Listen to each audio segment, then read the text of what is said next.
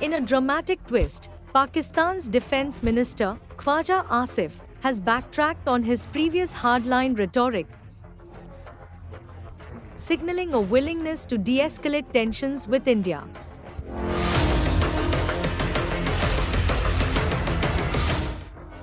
Just hours after threatening a forceful response, the shift comes after India's precision airstrikes, part of Operation Sindoor, targeted terror camps in Pakistan and Pakistan-occupied Kashmir. The operation, lasting just 25 minutes, targeted terror camps allegedly linked to groups such as Jaish-e-Mohammed and Lashkar-e-Toiba.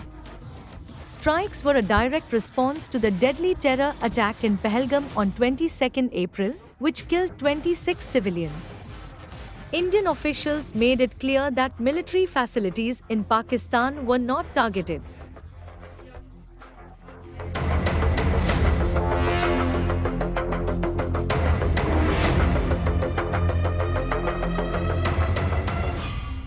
Framing the airstrikes as a precise action against terror infrastructure. Just hours after India's attack, Pakistan's Defence Minister Asif softened his tone early in the day, as if had warned that any attack on Pakistan would lead to a deadly conflict, even suggesting that if Pakistan's existence was threatened, either we survive or no one does. But in a new statement, he appeared to back away from that fiery rhetoric. Pakistan's defense minister has softened his tone following the strikes, offering a potential olive branch. Asif emphasized that Pakistan would not initiate any hostility, but would respond if provoked. Further, Asif's remarks comes after Pakistan's permanent representative to the UN, Asim Iftikhar Ahmad, tried and failed to internationalize the issue.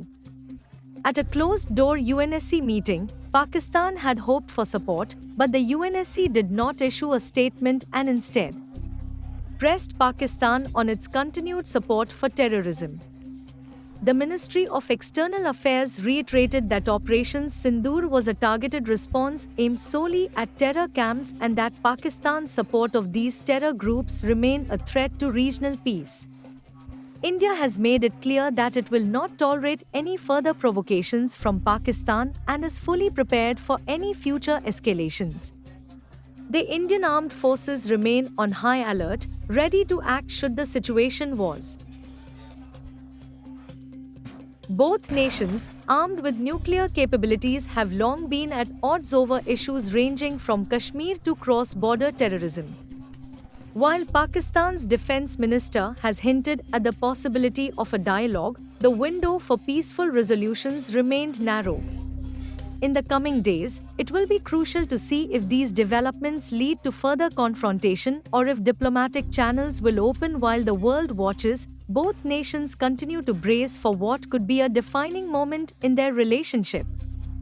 For now, tensions remain high, but the possibility of a dialogue lingers provided both the sides are willing to step back from the brink of conflict.